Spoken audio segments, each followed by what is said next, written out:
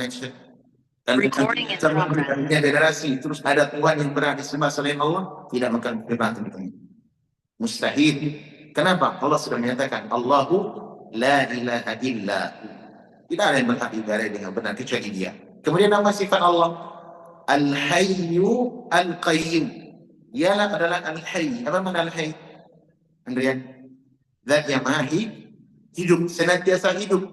Ya, Dia senantiasa hidup sepanjang waktu dan tidak akan pernah mati. Makanya Tuhan musuh tidak benar. Tidak orang-orang liberal, orang munafik yang rusak menyatakan Tuhan membusuk. Ya. Kemudian sifat yang kedua apa? Sifat yang ketiga apa? Al-Qayyum. Dialah Allah yang senantiasa berdiri sendiri mengurusi makhluknya siang dan malam. Langit dan bumi dipegang oleh Allah Subhanahu wa taala. Kalau Allah tidak memegang langit, maka langit akan runtuh. Ya. Andaikan langit tidak dipegang oleh Allah Subhanahu wa taala, maka langit akan runtuh. Kemudian Dia berdiri dengan sendirinya. Artinya tidak ada yang menopang Allah, tidak ada yang membantu Allah, tidak ada yang memberikan kontribusi untuk Allah Subhanahu wa taala bagaimana mengurus kerajaannya. Maka di sini teman-teman, poin tauhid kepada Allah Subhanahu wa taala, di mana Allah lah yang mengurus dan kita yakini dengan benar Dialah Maha Esa, Maha Berkuasa, Maha Pencipta dan mengatur segala-galanya di langit dan bumi, dan tidak ada yang join berkontribusi bersama Allah tidak akan mengurus makhluknya di dalam mengatur urusannya. Kulla yawmin huwa fi sya'n, dan surah Rahman. Setiap hari Allah senantiasa dalam keadaan sibuk. Sibuk ngapain teman-teman? Sibuk apa? Mengurus makhluk. Di antara tafsiran ayat kulla yawmin huwa fi sya'n, di setiap hari Allah senantiasa sibuk, itu membalas, mengabulkan, menghukum, mematikan dan seterusnya. Karena setiap hari selalu ada saja makhluk yang berdoa meminta kepada Allah Subhanahu wa taala. Ini tentang masalah Allah Subhanahu wa taala. Tetap. Jadi tentang Allah, sifat-sifatnya tetap dan tidak akan berubah sampai kapanpun. Seperti sifat Allah beristiwa di Arasy, ya, maka tidak akan berubah bahwasanya Allah ada di mana-mana, Anda akan mengganti dengan demikian. Tadi pahami teman-teman? Allah la ta'khudhuhu sinatun wa la naum. Allah tidak pernah tidur dan tidak pula mengantuk. Ya. La ta'khudhuhu sinatun wa la naum. Bahwasanya Allah tidak ditimpa oleh sinah dan tidak boleh oleh naum. Apa beda keduanya teman-teman? Apa makna sinah dan apa makna naum? Ayat kursi kan selalu kita baca di petang dan pagi. Dikit pagi, dikit sore, kemudian juga sebelum tidur.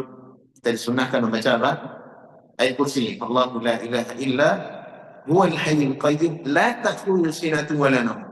Di mana Allah tidak ditimpa oleh sinah. Apa itu sinah teman-teman? Sinah itu adalah bunga tidur. Bahasa kita lainnya ngantuk. Adapun naum itu adalah tidur benar. Nah, Allah SWT jangankan tidur, untuk bunga tidur saja tidak pernah melimpahnya. Tahu ngantuk kan? Apa beda ngantuk dengan tidur? Sama apa beda? Sama deh. What difference between ngantuk and tidur? Ngantuk capek. Ngantuk capek, tired gitu ya. Sleepy gitu ya. Kalau tidur apa? Sleeping benar. Tidur beneran ya? Iya, ngorok sampai tidak sadar gitu, tidur benar. Tapi kalau masih sleepy, masih ngantuk, itu antara sadar dan tiada, sadar dan tidak sadar. Bisa jadi mertua lewat di depan kita paham, kita tahu mertua saya lagi lewat, ya kan? Nah, tapi kalau udah tidur beneran, itu namanya apa? Naum. Jadi kalau tidur beneran teman-teman, naum. Tapi kalau tidurnya hanya bunga tidur, disebut dengan sinah. Coba perhatikan ayat ini bagaimana sempurnanya Allah dalam sifatnya la ta'khudhuhu sinatun wa la naum. Allah tidak pernah ngantuk, apalagi tidur. Coba ngantuk saja tidak pernah. Dan sifat ini tetap bagi Allah Subhanahu wa taala. Pak Ustaz dan teman-teman, demikian pula seluruh perkara usul-usul akidah dalam syariat kita tetap sabit sampai hari kiamat dan tidak akan berubah. Apa contoh yang lain? Seperti tentang masalah akhirat, tentang sifat malaikat. Para malaikat apa? Sifatnya apa? Sifatnya adalah tunduk, patuh, tidak pernah berbuat maksiat. Maka sifat itu harus kita yakini. Malaikat memiliki sifat tunduk, patuh, dan tidak pernah bermaksiat. Contoh, Allah Subhanahu Wa Taala mengutus para nabi dan rasul setiap waktu, setiap generasi dan zaman. Maka kita imani Allah mengutus para nabi dan rasul di setiap zaman. Dan nabi yang paling terakhir diutus adalah Nabi Muhammad sallallahu alaihi wasallam. Ya, Allah berfirman tentang Nabi Muhammad, "Maka Muhammadun aba ahadin min rijalikum." Sesungguhnya Muhammad bukanlah salah seorang ayah daripada kalian, walakin Rasulullah wa khatama an-nabiyyin. Akan tetapi Muhammad itu adalah Rasulullah dan dia adalah penutup para nabi. Penutup para nabi. Nah, perkara ini perkara usul dalam agama kita. Perkara akidah yang harus kita benarkan, kita yakini bahwasanya nabi terakhir adalah Nabi Muhammad SAW. Tidak akan berubah, tidak akan goyah dengan bergantinya zaman. Mungkin tak, karena sekarang zaman sudah canggih, teknologi sudah maju. Ada nabi terbaru. Apa itu? Nabi yang bisa mengurus AI. Apa itu? Artificial Intelligence. Boleh tak? Boleh apa tidak? Boleh apa tidak? Tak boleh, teman-teman. Urusan nabi, urusan rasul, urusan keagamaan. Dan perkaranya sudah sabit, sudah tetap. Makanya tetap perkara itu dan tidak akan berganti walaupun zaman berubah dan secanggih apapun. Saya pahami? Nah, kemudian juga masalah-masalah yang sabit, teman-teman. Masalah-masalah yang sudah disepakati dalam agama kita. Contoh, masalah solat 5 waktu. Itu sudah sabit. Perkaranya sudah paten. Urusannya sudah selesai. Apa itu? Wajib solat berjamaah. Wajib solat solat 5 kali dalam sehari semalam. Supaya kita pahami. Dan tidak boleh ditambah dan tidak boleh pula dikurangi. Dalam artian yang wajib ya. Dalam artian yang wajib. Boleh tidak sekarang orang mengganti solat 5 kali sehari semalam? Zuhur, asar, maghrib, isya dan subuh. Ganti menjadi 3. Boleh tak? Boleh atau tidak? Tak boleh, teman-teman. Ini perkara yang sudah thawabit namanya. Perkara yang sudah tetap konsisten. Paten hukumnya, syariatnya demikian dan tidak akan berganti. Tidak seperti orang Syiah. Orang Syiah mengganti solat 5 waktu sehari semalam dibikin 3. Jadi orang Syiah itu solat juga dia. Cuma solatnya berbeda dengan solat kita. Apa bedanya apa? Rukunnya diganti, tata caranya dibedakan. Adab menghadapnya kita ke Ka'bah, dia menghadap ke Karbala. Coba orang Syiah, teman-teman, mereka tidak disebut dengan ahlul kiblat. Orang yang menghadap kiblat tidak. Ya. Tapi mereka itu adalah orang yang menyimpang. Penyimpangannya jauh sekali. Kalau solat kita menghadap ke kiblat, dia tidak. Dia akan menghadap ke mana? Dia menghadap ke Karbala. Kita menghadap ke sini, dia menghadap ke sana. Itu orang Syiah. Kenapa? Mereka tidak mengikuti sesuatu yang paten. Ingin merubah, memberikan inovasi, ya, pembaharuan di dalam apa? Dalam masalah syariat. Dan ini perkara yang tidak dibenarkan. Ya, tidak dibenarkan. Contoh, puasa di bulan Ramadan. Boleh tak kita ganti, Pak? Puasa sesekali di bulan Safar, ya, 30 hari. Boleh tak? Tak boleh, ini sudah paten ini. Sudah tadi. Paham, teman-teman? Tak boleh diganti. Contoh yang lain, perkara yang tetap. Apa? Haji. Boleh tak haji itu? Satu, diganti waktunya selain bulan Dzulhijjah dan diganti tempatnya selain dari Makkah. Boleh apa tidak, Pak? Tak boleh, Pak. Paten sudah. Ini perkara sudah tetap dalam syariat.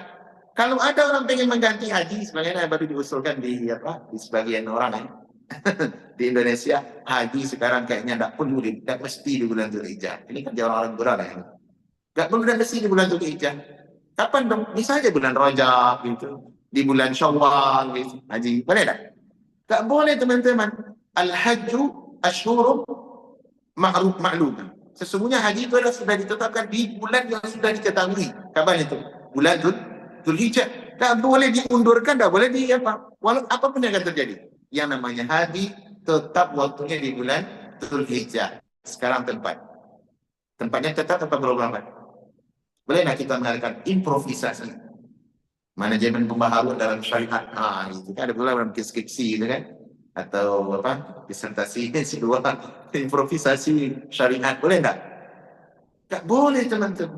Boleh tak haji ke selain ke Mekah? Tak boleh. Ada orang usulkan haji ke mana? Kerinci. Haji ke Karbala. Boleh tak tu? Tak boleh. Haji tempatnya ke Mekah. Tak ada tempat selain daripada itu. Dan ini bagian daripada rukun Islam yang iktifatnya tetap di seluruh kaum muslimin. Siapa yang meyakini selain daripada itu, bisa dia batal keislamannya. Bahaya. Ini bukan perkara yang mudah. Ada di Indonesia yang ma'ruf sedang hangat-hangatnya dihibah saya lihat di media sosial. Sekarang umroh haji itu nggak perlu ke Mekah katanya. Kemana bro? Ke Vatikan, ke Romawi, ke Roma gitu. Umroh ke Vatikan, haji ke Vatikan. Nggak perlu lagi ke apa? Nggak perlu lagi ke Mekah. Boleh enggak? Boleh apa tidak? Gimana menurut Anda Raka? Kenapa nggak boleh? Kan apa itu? Keren, modern lah haji ke. Boleh enggak? Nggak boleh. Kenapa? Ini sudah sawabi. Perkara yang tetap di dalam syariat. Oleh karenanya perkara yang tetap ini teman-teman mesti kita pegang kokoh dan tidak boleh berganti apapun yang akan terjadi. Mau secanggih apapun zaman yang namanya haji, tetap bulannya, waktunya sebagaimana ditetapkan syariat dan kemudian tempatnya sudah juga tetap. Nggak boleh diganti-ganti. Gimana kalau umpama orang cukup umroh dan haji sekarang dengan alat itu? Alat apa namanya dah? Yang pernah dikeluarkan itu.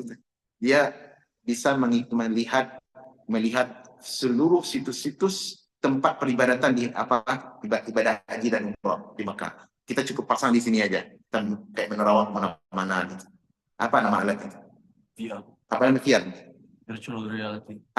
Ya kayak ada virtual gitu. Itu baru tuh stand terbaru sekarang kan. Nah boleh enggak? Cukup enggak haji dengan itu? Kalau gitu saya beli alatnya aja. Alat itu memang mahal itu. Tapi dibanding dengan berangkat pembiayaan umroh dan haji masih lebih murah alat itu. Nah sekarang pertanyaan, boleh apa tidak haji dan umroh ini? Tak boleh teman-teman. Sawabi sudah tetap ini haji. Waktunya ditetapkan, kemudian tempatnya sudah dipastikan, tidak ada akan berganti. Dan di dalam ibadah haji dan umroh itu yang diantara yang dinilai adalah usaha, capek, lelah, letih, bahkan kita merendahkan diri di hadapan Allah Subhanahu wa taala. Sama seluruh manusia ya dikala ibadah itu nggak ada yang menonjol. Coba kalau kita tawaf kan dari berbagai penjuru dunia, pejabatnya rakyat biasa, pejabat rakyat biasa, ada orang kaya, orang miskin. Tapi yang namanya cara ibadah sama, nggak ada yang menonjol. Ada nggak pejabat diangkat di atas? Enggak, tawaf sama, bajunya juga ini nggak pakai celana dalam. Kenapa? Allah ingin menyamakan semuanya. Tidak ada yang berbeda di antara kalian di sisi Allah kecuali ketakwaan. Jangan bangga dengan visi, jangan sombong dengan kekayaan, jangan sombong dengan jabatan. Allah yang ingatkan sama.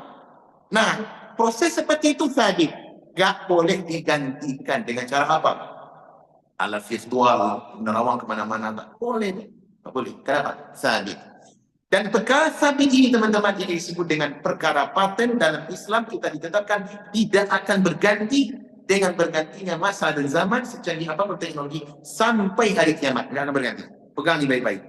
Jadi kalau ada benda yang merongrong syariat agama kita, oh sekarang Islam ini tidak mesti seperti itu. Tentang Tuhan bisa kita ganti sifatnya, tentang Al-Quran bisa kita sebut diterahi perubahan, tentang syariat bisa diganti-ganti. Tidak boleh. Ini perkara namanya sawabit dalam para ulama fikih mengistilahkan dengan perkara sawabit. Apa itu sawabit? Urusan-urusan yang sudah tetap, baku, paten, demikian seterusnya sampai hari kiamat. Nggak akan berganti. Bisa dipahami kawan-kawan? Sampai di sini bisa dipahami? Baik, sekarang kita masuk urusan yang kedua. Urusan yang sifatnya adalah sifatnya berubah. Dalam istilah ulama fikih disebut dengan al-mutaghayyirat. Apa istilahnya, Pak? Al-mutaghayyirat. Dari kata ghayyara yughayyiru, sesuatu yang berubah, berganti-ganti. Apa itu pertanyaan, Pak? Perkara yang sifatnya duniawi, namun dikontrol oleh syariat. Apa contohnya, Pak? Kira-kira apa contohnya? Yang sifatnya berubah, mengikuti kondisi masa dan waktu. Ada apa tidak? Banyak sekali. Banyak sekali. Perlu diketahui teman-teman, bahwasanya agama kita Islam adalah agama yang sempurna. Bagaimana kesempurnaan Islam? Dia menjadi pengatur dan pengontrol. Pengatur dan pengontrol seluruh urusan manusia. Kalau tidak hanya urusan agama, tapi urusan dia juga dikontrol, diarahkan, diberikan manajemen, rumus formula yang indah oleh syariat kita. Nanti kita akan lihat insya Allah. Apa contohnya? Contohnya adalah seperti perkara agama sudah jelas tadi itu. Dimana kalau urusan agama kita, baik masalah akidah, masalah cara beribadah yang tepat, yang sudah sawabi, itu nggak ada pilihan yang kedua kecuali sumbernya wahyu, Quran, hadis. Benar atau tidak? Nggak ada neko-neko yang lain. Tapi kalau dalam masalah urusan dunia ataupun masalah cabang-cabang fikih agama, itu bisa jadi berubah. Dengan kenapa perubahan teman-teman? Mengikuti kondisional, kondisi atau keadaan waktu di mana urusan dunia itu berada. Contoh begini, perkara yang berubah sangat banyak dalam agama kita, baik dalam masalah cabang-cabang fikih agama ataupun masalah duniawi. Contoh begini, seperti contohnya masalah bersiwak, gosok gigi. Masalah siwak teman-teman, ini adalah masalah duniawi. Masalah apa? Masalah duniawi. Akan tetapi dia adalah urusan duniawi yang diatur di dalam syariat kita. Di antara sunnah atau peradaban bersiwak itu sudah dikenal dengan apa? Sudah dikenal di masa Nabi Sallallahu Alaihi Wasallam. Kenapa? Karena agama kita adalah agama yang sangat tinggi, dikenal dengan mengenal peradaban kebersihan. Islam teman-teman adalah agama yang bersih. Bahkan ayat yang di antara ayat yang pertama turun kepada Nabi SAW adalah ayat untuk memerintahkan Nabi membersihkan pakaian. Apa ayatnya? Ada enggak ayat dalam Al-Quran yang memerintahkan kita untuk menjaga kerapian, kebersihan pakaian? Ada apa tidak? Andrea? Ada apa tidak? Ada apa? Ada enggak ayat dalam Al-Quran ini yang memotivasi, mendorong kita memberikan perhatian besar, bersihkan pakaian? Ada apa tidak? Ada apa tidak? Ada. Gelengpat. Ada saya. Ya, jangan khawatir. Ya, Al-Quran tidak akan berubah. Sebagaimana diterima Nabi, seperti itu sampai kita zaman sekarang. Allah berfirman dalam surah Al-Mudaththir, wa thiyabaka fatahhir. Apa artinya? Dan pakaian thiyab apa artinya? Thiyab ini jamak daripada thawb. Kita pergi ke tailor itu kan nampakkan top gitu kan? Tobi. Nah, itu dari kata thawbun. Thawbun itu bentuk mufrad. Bentuk apa? Singularnya. Jamaknya apa? Pluralnya apa? Thawb, thiyab. Kata Allah, wa thiyabaka, dan pakaiannya kau wahai Muhammad, fatahhir. Bersihkanlah. Ini peradaban besar gitu. Menunjukkan bahwasanya Al-Quran adalah syariat yang datang daripada Allah Rabbul Alamin. Di mana manusia di masa itu belum mengenal dengan namanya konsep kebersihan dan secara sempurna. Dan Allah sudah mengajarkan kepada Nabi SAW bagaimana bersihkan pakaian. Pakaian Muhammad, bersihkanlah. Dari apa dibersihkan? Noda, dari kotoran, dari hal-hal yang sifatnya najis, yang bisa membuat kita tidak nyaman dengan pakaian kita, dibersihkan. Ya. Dan ini sudah dikenal oleh Nabi SAW, sudah dipraktek oleh Nabi dan diajarkan kepada para sahabat. Maka kita menemukan dalam sirah Syama'il Muhammadiyah, hadis-hadis yang berbicara tentang pola kehidupan Nabi, beliau termasuk orang yang sangat bersih.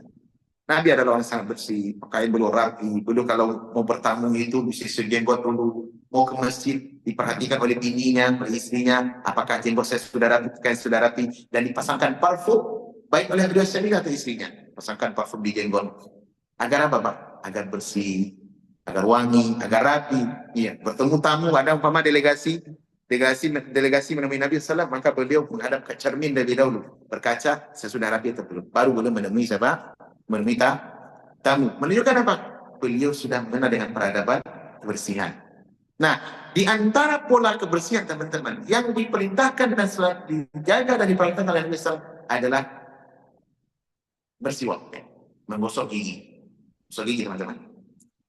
Sangat banyak hadis-hadis berbicara tentang menggosok gigi. Kenapa? Karena kebersihan badan dan juga diantaranya berbagian kebersihan mulut ini bahagian daripada cerminan orang-orang yang memiliki kepribadian besar, memperhatikan kebersihan mulut. Nah, banyak orang-orang muslim sekarang mereka tidak perhatian dengan kebersihan. Jorok, muslim tapi jorok. Asalnya muslim itu bersih. Tidak hanya bersih akidah, bukan hanya kebersihan hati, tapi juga bersih apa? Tubuhnya. Ada orang yang tidak perhatian dengan bersih pakaian, tidak tahu dengan menggunakan parfum, bahkan pergi ke masjid tidak gosok gigi, mulutnya bau. Nah, lebih parah daripada itu, merokok dulu baru berangkat ke masjid. Ada apa tidak? Ada apa tidak? Ada. Demikian adanya. Padahal Islam mengajarkan apa? Kebersihan. Nah, Banyak hadis-hadis berbicara tentang siwak. Apa kata Nabi SAW di antaranya? Ya, di antaranya adalah laula an asyqa ala ummati, andaikan tidak merasa beban dan memberatkan umatku, la amartuhum bisiwaki inda kulli shalah. Saya akan wajibkan atas setiap umatku untuk gosok gigi bersiwak sebelum apa? Setiap yang akan melakukan salat. Dalam riwayat lain, la amartuhum bisiwaki inda kulli wudu. Saya akan perintahkan, wajibkan atas mereka untuk gosok gigi setiap akan berwudu. Coba, bersih tak coba? Bersih. Kalau setiap solat saja kita rutinkan 5 kali. Berapa kali solat wajib? 5 kali. Kali saya semalam. Rutin 5 kali saya semalam menggosok gigi, kira-kira gigi kita bersih tak? Bersih. Tak ada gigi yang kuningan, kayak kunyit, tak ada teman. Apalagi yang aromanya bagus, sudah ada. Kenapa? Persekian jam kita udah dibersihkan dulu. Apalagi kalau makan hal-hal yang memang berbau, kita berusaha untuk gosok gigi. Nah, kemudian dalam hadis yang berikutnya kata Nabi SAW, as-siwaku mardatun lirrabbi, ya, sesungguhnya wa mutahharatun lil fami. Siwak menggosok gigi itu satu ibadah yang dicintai, diridhai oleh Allah. Wa mutahharatun lil fami, dan gaya hidup yang bersih, memberikan kebersihan untuk mulut kita, untuk gigi kita. Nah, pertanyaan sekarang, di masa Nabi Sallallahu Alaihi Wasallam ini perkara habit kebiasaan hidup, urusan duniawi, tapi diperhatikan, dikontrol oleh agama. Ya, Nabi SAW bersiwak dengan apa, Pak? Dengan apa, Pak? Dengan persodet. Kayu. Maka namanya kayu siwak. Jadi siwak itu adalah nama kayu yang digunakan oleh Nabi SAW. Kenapa? Karena hidup di masa beliau, alat yang terbaik untuk membersihkan gigi adalah dengan kayu siwak. Membagus Pak kayu siwak. Ini bagus. Aromanya, kemudian kita bersihkan gigi. Enak. Baik. Sekarang pertanyaannya, bagaimana di zaman kita sekarang? Apakah membersihkan gigi itu mesti dengan kayu siwak yang sesuai dengan sunnah, ataukah dengan alat-alat teknologi, alat-alat yang sudah maju di masa kita sekarang? Kita kenal dengan brush, kemudian ditambah dengan apa? Dengan modul gigi. Mana yang lebih sunnah, yang sesuai dengan sunnah? Dengan kayu siwak kah? Ataukah dengan brush yang sudah kita kenal di zaman sekarang? Gimana Pak? Sama aja. Sama aja. Oh, sama aja. Sama saja. Baik. Untuk menentukan, ini dibahas oleh para ulama, Pak. Ini bukan pendapat saya ya. Saya cuma menyampaikan agar kita tahu, maksudnya ada hal yang bisa membuka daya nalar dan daya fikir kita. Begini, yang menjadi tujuan Nabi SAW memberitakan siwak, apakah dengan kayu siwaknya atau kebersihannya? Kebersihan. Kalau kebersihan berarti siwak adalah alat, media. Sekarang pertanyaannya, bagaimana kalau orang tidak membersihkannya dengan siwak? Yang dahulu belum ketemu seperti zaman sekarang, misalnya, ada orang tua kita lupa membersihkan gigi itu dengan beragam alat. Saya menemukan orang tua saya, bahkan kita dulu juga pakai itu, Pak, sebelum ketemu modal gigi di zaman sekarang ya, membersihkan gigi dengan daun bantuk. Tahu daun bantuk? Ketemu dah, Pak? Oh, berarti hampir sezaman lah kita. Dia lebih senior Bapak sedikit, saya lebih di belakang gitu ya. Tapi masa itu kita temukan. Itu kita temukan di orang tua kita dulu, Pak. Untuk ya, ada yang tidak tahu kayu. Tahu daun bantuk? Tidak tahu ya? Dia semacam daun yang tumbuh kemudian agak sisi kasar gitu ya, Pak ya? Agak ada kasarnya. Pagi-pagi kita subuh pergi ke air cucuran kayak air terjun gitu, mandi, cari itu dulu masuk gigi begitu. Kenapa belum ada brush?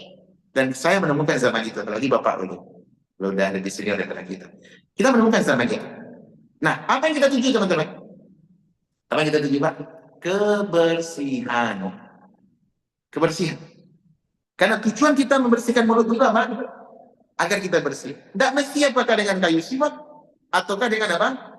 Dengan daun bantu, ataukah dengan alat sekarang. Nah, pertanyaannya, apakah bersiwak ini mesti dengan kayu, ataukah justru diboleh yang lebih afdal dengan alat-alat yang sudah ditemukan di zaman modern sekarang? Jawabannya kata para ulama, lebih afdal justru dengan alat-alat yang ada di zaman sekarang, bukan dengan siwaknya. Siwak itu adalah alat, dia media. Di mana itu yang ada di masa Nabi Sallallahu Alaihi Wasallam. Belum ketemu seperti di zaman kita sekarang. Nah, kalau itu, mana yang lebih sunnah? Apakah bersiwak menggosok gigi dengan kayu siwakan? Ataukah lebih sunnah dengan lebih cocok dengan sunnah apa? Dengan alat yang ada di zaman kita sekarang? Jawabannya kata para ulama, lebih cocok, lebih lebih sesuai dan lebih dekat sesuai dengan sunnah dengan alat yang ada zaman sekarang. Kenapa? Karena alat di zaman sekarang lebih paten, lebih sempurna di dalam membersihkan dibanding siwak. Lebih paten. Bukan berarti kita udah boleh pakai siwak, itu maksudnya. Tapi maksud kita melihat dari mana apa? Dari sisi apa tujuan syariat memerintahkan kita bersiwak? Tujuannya adalah untuk bersih. Nah, kalau alat sekarang pertanyaannya, kira-kira apa? Mana yang lebih bersih? Kayu siwak atau alat gigi yang masuk sekarang? Brush yang ada. Mana yang lebih bersih? Lebih bersih odol. Dan itu jujur lah. Jujur kita. Lebih bersih menggunakan odol, lebih bersih menggunakan apa? Menggunakan brush. Nah, ini perkara ini teman-teman, ini perkara dunia yang dikontrol oleh agama. Akan tetapi para ulama memasukkan ini perkara yang sifatnya mutaghayyirat. Bukan sesuatu yang sawabi yang tetap tidak. Anda boleh saja menggunakan dengan alat ini atau dengan alat itu. Bisa dipahami teman-teman? Bisa dipahami atau tidak? Oleh karenanya, perkara alat membersihkan itu yang sunnah bukan dengan alat siwaknya, tidak kayu siwaknya. Yang sunnah adalah kebersihannya. Sejauh mana semakin maksimal kita membersihkan dengan menggunakan alat tertentu, maka kebersihan itulah yang disunnahkan. Makanya kita melihat kalau ada ini di antara cara berpikir ya. Kalau ada orang umpama dia bersiwak kemudian sebelum sholat dia memberi siwak, maka kita katakan itu bagus, niatnya sudah baik. Tetapi masih kurang tepat. Kenapa? Karena menggosok gigi lebih sempurna dengan apa? Dengan alat yang ada zaman sekarang. Apalagi kalau bersiwak itu, Pak, otomatis justru akan menimbulkan bau. Umpama gosok gigi sebelum sholat. Kemudian kita taruh di sini. Itu kan air minum kita akan bau, Pak. Kan bau, Pak. Walaupun baunya tidak kencang, tetapi mengganggu kita. Dan saya juga memakai prinsip itu dahulu. Ketika sholat, saya suka pakai siwak. Siwak kecil itu, sebelum sholat, mau komat, saya gosok gigi. Taruh sini. Tapi itu menimbulkan bau, teman-teman. Nah, kita harus lapang di dalam berpikir. Kenapa? Ini bukan masalah prinsip. Ini adalah perkara yang diatur dalam agama. Tujuannya jelas. Apa itu? Hikmahnya adalah agar mulut kita bersih. Bersihkan dengan cara apa yang kita miliki. Saya dipahami, teman-teman? Contoh satu lagi. Ini perkara yang berubah. Dikontrol oleh syariat, tetapi lihat kepada tujuan bukan daripada jalan. Seperti azan. Azan di masa Nabi SAW, teman-teman. Sahabat Abdullah bin Maktum atau Bilal bin Rabah radhiyallahu anhu, semoga Allah meridai seluruh para sahabat tanpa terkecuali. Ketika mereka azan, apa yang dilakukan oleh cara azan yang dilakukan oleh Bilal bin Rabah? Ya, beliau melakukan azan dengan cara naik ke tempat tertinggi, menara. Kalau kita sekarang menara lah ya, di mana Nabi SAW dahulu beliau punya masjid dan ada tempat yang lebih tinggi, sengajakan tinggi. Apa tujuannya, teman-teman? Apa tujuan? Agar suara sampai ke Saintaro sesuai dengan kekuatan suara sahabat Bilal dan Rabah. Sekarang pertanyaan, apakah azan mesti di atas menara atau cukup di bawah? Nah, gimana? Azan. Dahulu azan kan Bilal naik ke atas. Akan beliau kalau azan tuh hayya 'alas shalah gitu. Dulu. Sekarang pertanyaannya, apakah praktik azan masih seperti itu? Satu ada mesti naik ke menara, kemudian di kalimat hayya 'alas shalah, hayya 'alal falah harus kiri kanan gitu. Itu kan? Hah? Gimana? Hah? Nggak perlu lagi bagus. Kenapa, Pak? Nggak perlu. Ini kan sudah ada nih. Ini kan sudah ada kan? Sudah ada alat. Kenapa? Karena alat ini adalah alat untuk menyampaikan ke seluruh daerah terdekat daripada masjid. Nah, bila tujuannya azan naik ke atas, kemudian harus kiri ke kanan, hayya 'alas shalah, hayya 'alal falah, itu tujuannya agar suara itu sampai menyeluruh kemana? Di daerah terdekat dari Masjid Nabawi, Kota Madinah. Dulu Kota Madinah kan kita tahu ya, sampai sekarang kan Kota Madinah itu ya dulu kecil tuh kota itu, di mana padat penduduknya dekat. Jadi kalau mendengar azan memang sampai ke seluruh daerah. Apalagi Nabi SAW beliau sengaja memilihkan untuk azan suara sahabat yang paling kuat, itu Bilal bin Rabah. Walaupun syariat azan yang mendapatkan mimpinya sahabat yang lain, tapi untuk melaksanakan praktek azan itu Bilal bin Rabah. Nah, suaranya kencang. Nah, pertanyaan sekarang, mana yang lebih sunnah? Azan di atas menara, harus keluar kita, Kemudian kalau umpama azan harus geleng kiri kanan itu, ataukah cukup azan dengan apa? Dengan seperti yang bisa kita lakukan menggunakan mikrofon. Mana yang lebih tepat? Yang lebih sunnah adalah menggunakan mikrofon. Suara paling kencang, gunakan alat. Kenapa? Ini alat-alat bantu. Yang menjadi tujuan azan itu adalah agar orang teringat, agar orang tahu bahwasanya waktu salat sudah masuk. Kemudian mereka persiapan. Jadi, karena dikatakan pula azan ini mikrofon ini bid'ah, enggak, ini bukan bid'ah. Ini cara picik atau apa namanya? Bahasa kita itu terlalu sekelak memahami agama sehingga nggak boleh azan pakai apa? Pakai mikrofon. Ini bid'ah berarti ini. Oleh karena teman-teman, ini adalah perkara yang sifatnya mutaghayyirat. Yang lebih tepat, yang lebih sunnah adalah bersih waktu menggunakan alat yang paling membersihkan. Kemudian yang kedua, untuk azan kita gunakan apa? Alat yang paling menyampaikan suara. Apakah harus mesti hayya 'alas shalah? Apakah itu sifatnya ibadah ta'budiyah? Tidak. Kata para ulama itu bukan ta'budiyah. Itu cara Bilal bin Rabah di dalam apa? Di dalam menggunakan azan. Saya dulu pernah waktu tugas di Duhel, Pak, di Doha. Jadi saya azan, tiba-tiba ada seorang Arab gitu bilang, "Akhi, antum kalau azan tuh hayya 'alas shalah, tulis hayya 'alas shalah gitu. Hayya 'alas shalah gitu. Hayya 'alas falah gitu." Saya bilang, "Kenapa harus begitu, Pak?" Ya dulu dalam hadis, dalam teks hadis, Nabi disebutkan dalam bahwa Bilal itu kalau azan giling kiri kanan. Padahal kalau dia tahu itu adalah cara, bukan ibadah menggiling kiri kanan itu. Beda dengan masalah salat. Kalau masalah ibadah salat harus takbir Allahu Akbar, baca ini, baca itu, ruku begini, sujud begitu, tahiyat begitu. Itu sabit, itu nggak boleh ganti-ganti. Nggak boleh orang salat sambil mencak-mencak, nggak boleh. Itu sabit. Jadi perlu dibedakan mana yang sabit dalam syariat dan mana yang sifatnya kondisional. Nah, untuk masalah ini juga sifatnya adalah kondisional, artinya berubah-ubah. Sesuai apa? Tujuannya sampai. Tujuannya sampai. Contoh yang lain. Masalah umpama alat-alat peperangan. Ada enggak Islam Al-Quran mengatur tentang alat peperangan? Untuk kita persiapkan diri agar siaga tingkat tinggi untuk menghadapi musuh. Apa alat-alat yang disiapkan untuk perang? Ada enggak diatur dalam syariat kita? Ada. Dalam Al-Quran Allah Subhanahu wa taala berfirman di surah Al-Anfal ayat 60. Allah, perhatikan bunyi ayatnya, wa a'iddu lahum mastata'tum min quwwah wa min ribatil khair turhibuna bihi aduwallahi wa aduwwakum. Dan hendaklah kalian mempersiapkan, bersiap-siap sesuai kemampuan kalian dari kekuatan. Ya, berupa apa? Ribatil khair, berupa kuda-kuda yang gesit. Tahu kuda? Dahulu perang itu, Bro. Masa Nabi perang itu pakai kuda. Nggak ada seperti sekarang dabbabah. Tahu dabbabah? Yang tank-tank itu. Nggak ada dabbabah itu, nggak ada. Nggak ada yang namanya jet tempur. Nggak ada masa itu. Ya. Nabi perang pakai apa? Kuda. Khalid bin Walid kuda. Alat perang apa? Alat perang itu. Kalau nggak tombak, panah. Kalau nggak itu, apa lagi? Pedang. Itu alat perang. Nah, Allah mengatakan di sini, hendaklah kalian wahai kaum muslimin bersegera atau mempersiapkan sebaik mungkin berupa kekuatan seperti ribatil khair. Ya, kekuatan dan persiapan kuda perang yang gesit, ya. Turhibuna bihi aduwallahi wa aduwwakum. Agar kalian bisa memberikan rasa takut, menakut-nakuti atau memberikan rasa gentar kepada musuh-musuh kalian dan musuh Allah. Ya. Ar-ribat atau al-quwah di sini ditafsirkan oleh Imam Bukhari dari Nabi SAW menafsirkan langsung, semuanya disebutkan oleh Bukhari dan saya beliau dan ulama-ulama lain. Mana al-quwah, kata Nabi, al-quwah ya ar-ragyu. Yang dimaksud dengan kekuatan adalah melempar tombak. Itu termasuk kekuatan yang masa dahulu.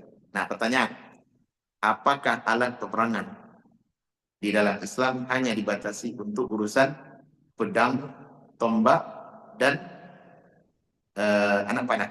Apa itu saja, Pak? Tetap tidak mesti kita kalau perang itu mesti menggunakan ini. Gimana, Pak? Atau boleh tidak berubah sesuai kondisi? Gimana, Pak? Boleh, tapi cuma ada pertanyaan. Baik, silakan, Pak. Ini yang kita maksudkan itu. Silakan. Kan kita dilarang menggunakan api.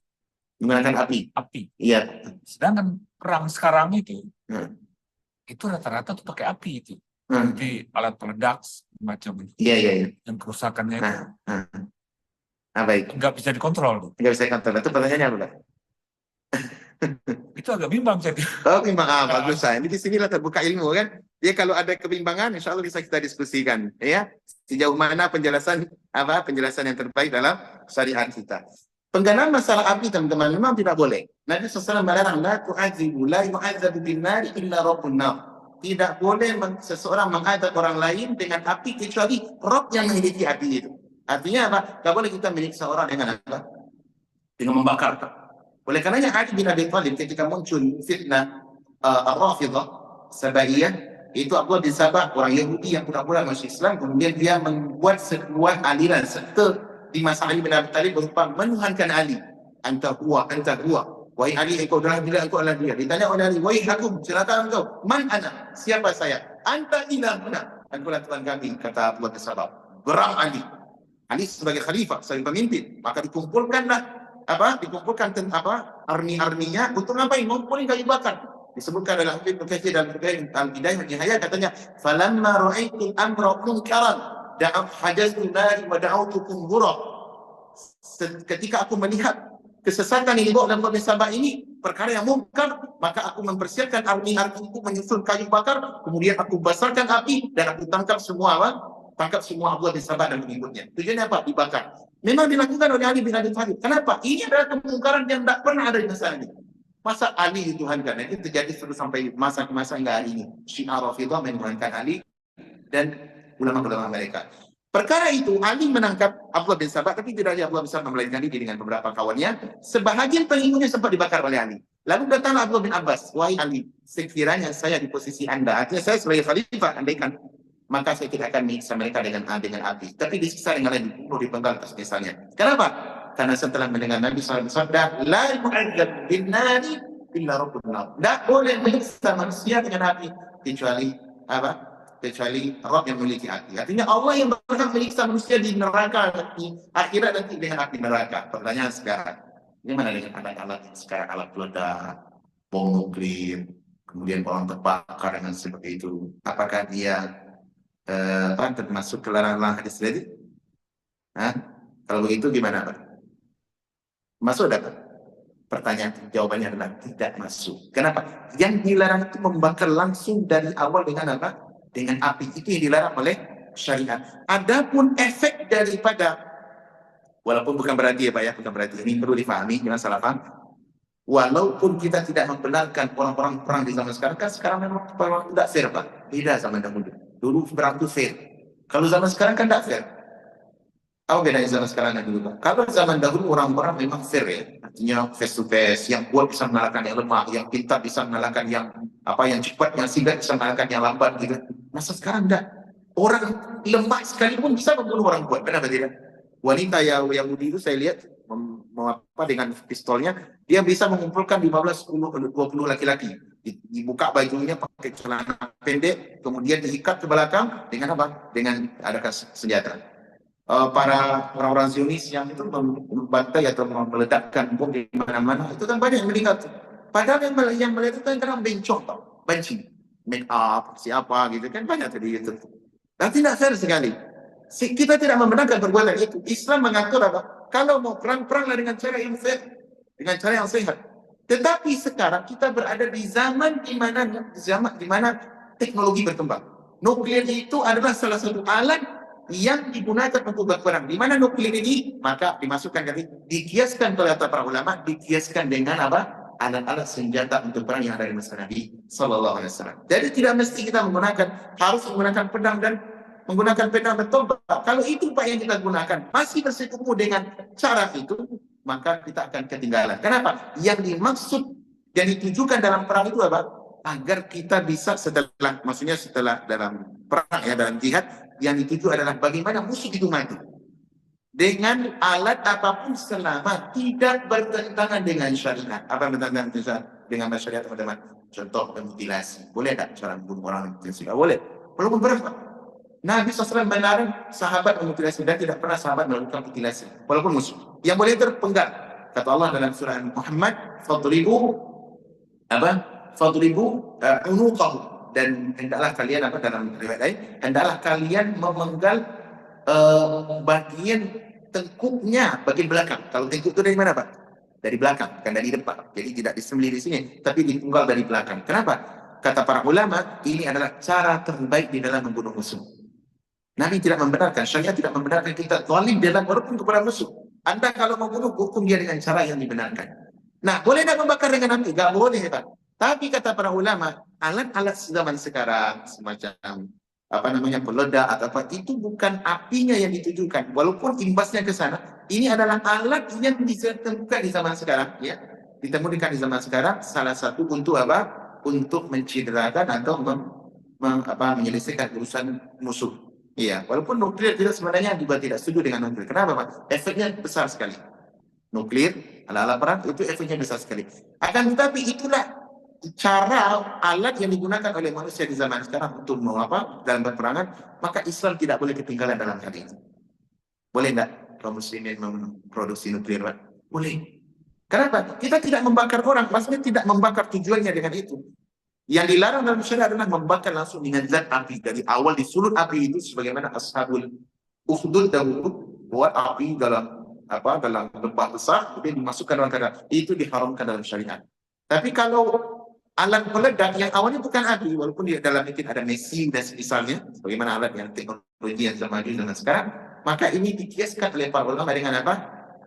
Dengan tombak, dengan alat-alat perang dan sebagainya. Ada demikian, Pak. Tapi Ustaz, Iya. Perang itu kan ada adabnya. Iya, benar. Kita disuruh memerangi musuh dengan cara dia memerangi kita. Benar. Betul kan? Benar. Dia pakai apa, kita pakai itu juga. Gitu. Benar. Dapatnya seperti itu. Iya, benar. Cuman kalau seperti kayak seperti bom napalm, itu betul-betul api. Gitu. Betul-betul api. Dan seperti white phosphor, itu betul-betul membakar, itu lebih ngeri daripada api itu sendiri. Benar. Iya. Jadi pertanyaannya? Nah, sedangkan kita merusak pohon nggak boleh, anak kecil nggak boleh, wanita nggak boleh. Kalau nuklir itu, semut pun hancur semua. Iya, benar. Baik, benar. Ini pertanyaan yang bagus. Dan para ulama, teman-teman, telah menjelaskan dalam masalah ini bahwasanya ini yang pernah saya dengar fatwa, salah satu fatwa dahulu, termasuk ini Pak Atim dikiaskan dengan fatwa contoh ini alat-alat yang teknologi yang maju supaya yang skala kecil aja lah. Apa hukumnya membunuh nyamuk dengan raket nyamuk? Gitu. Gimana hukumnya? Itu kan nanti kalau nyamuk masuk kayak gini tuh, yang ada di sana itu kan kalau nyamuk masuk kan, itu kan meledak langsung terbakar kan badannya.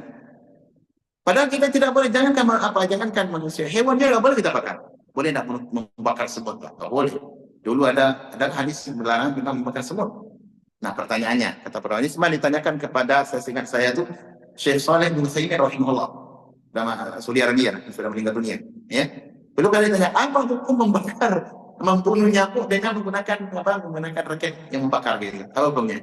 Kata beliau, hukumnya boleh. Kenapa? Ini alat, bukan niat kita membakar dari awal dengan api, tidak.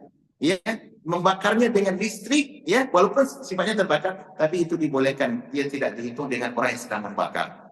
Ala kulli hal, termasuk dengan pertanyaan Bapak tadi, pertanyaan bagus. Bagaimana dengan alat-alat nuklir, alat-alat yang sudah semakin maju di zaman kita sekarang? Sementara kita memerangi musuh, hendaknya kita perangi mereka ketika mereka memerangi kita, perangi dengan cara alat yang sama. Kalau kita masih bersikukuh dengan alat yang seperti ayat tadi ini. Ayat tadi kan perangilah mereka dengan tombak, dengan pedang, dengan kuda. Sementara mereka udah main di udara, Pak. Apa kita mau berkuda-kuda di luar? Oleh karena itu, perkara ini kata para ulama dibolehkan. Kenapa, Pak? Karena untuk kemaslahatan bagaimana musuh semakin gentar kepada kita, mereka darah kaum muslimin bisa terjaga dan mereka bisa juga mati dan sekaligus walaupun ujungnya nanti akan terbakar. Tapi itulah zaman teknologi Allah bukakan melalui otak-otak manusia, baik otak kaum muslimin ataupun otak orang kafir. Teknologi semakin canggih, teman-teman. Oleh karenanya, ini perkara yang sangat perlu kita tidak boleh kaku dalam memahami agama. Jangan kita bahkan yang sulitnya itu, Pak.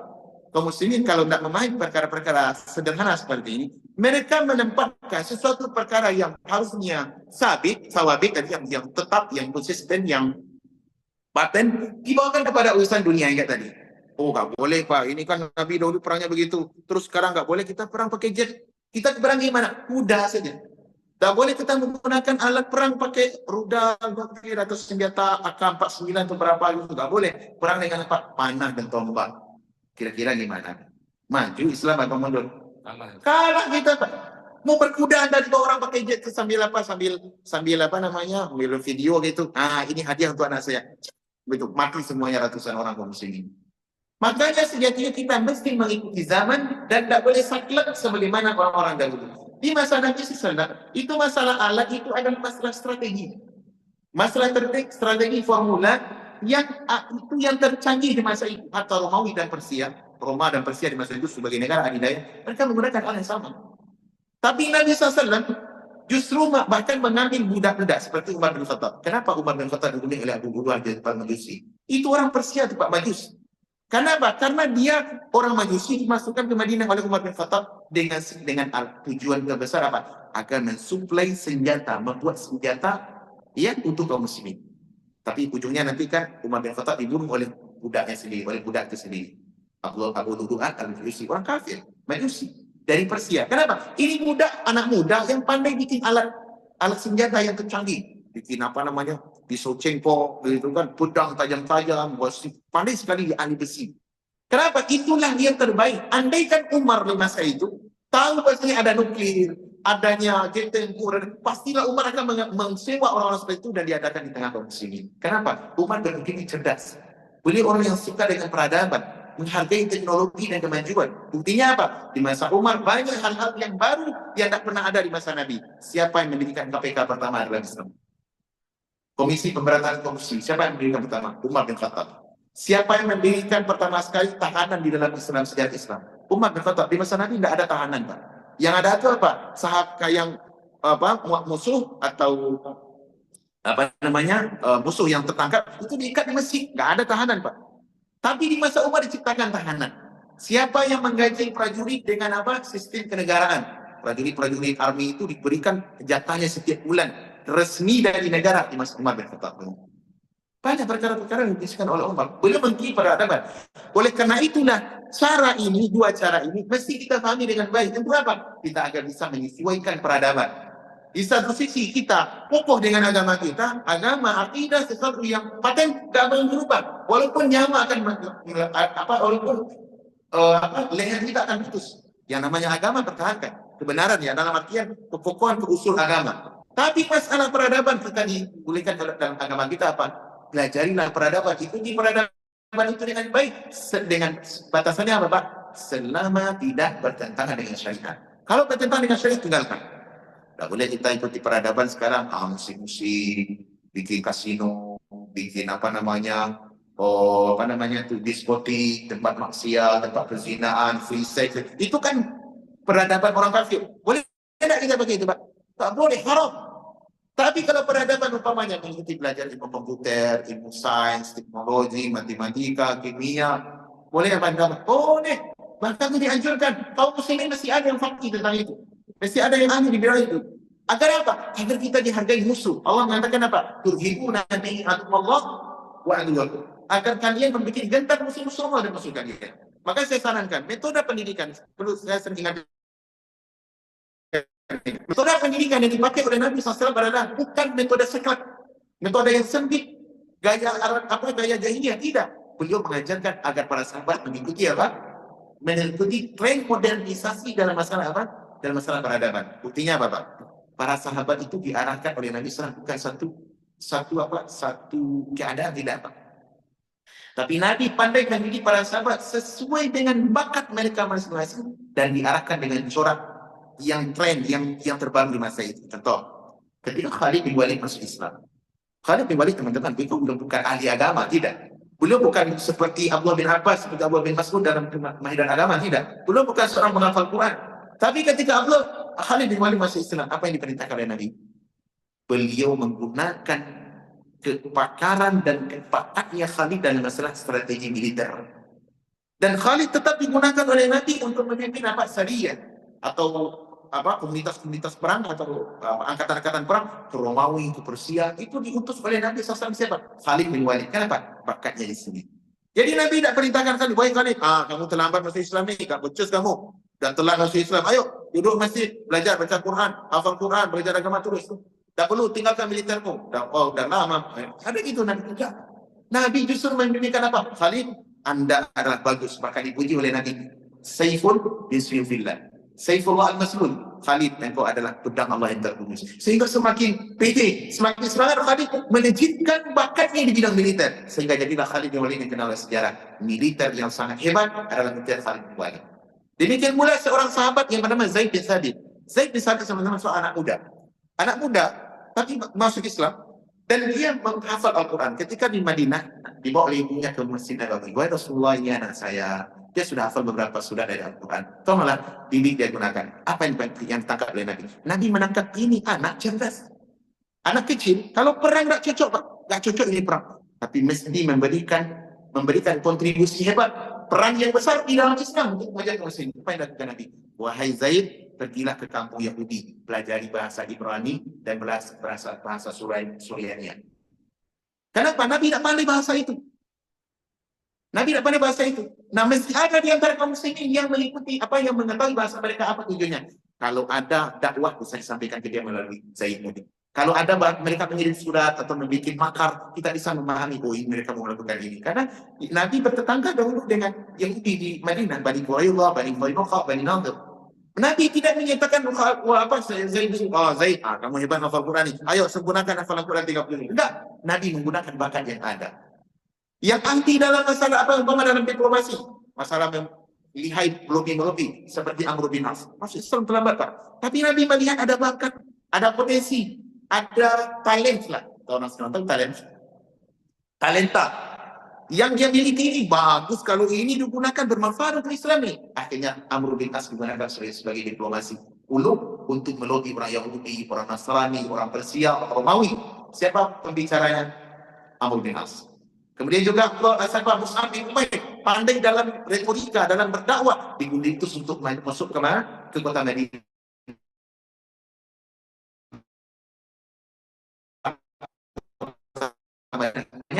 Sebab dia sangat sampai dengan inilah Nabi, teman-teman. Beliau tidak tidak. Beliau cuma motivasi para atas. Halo,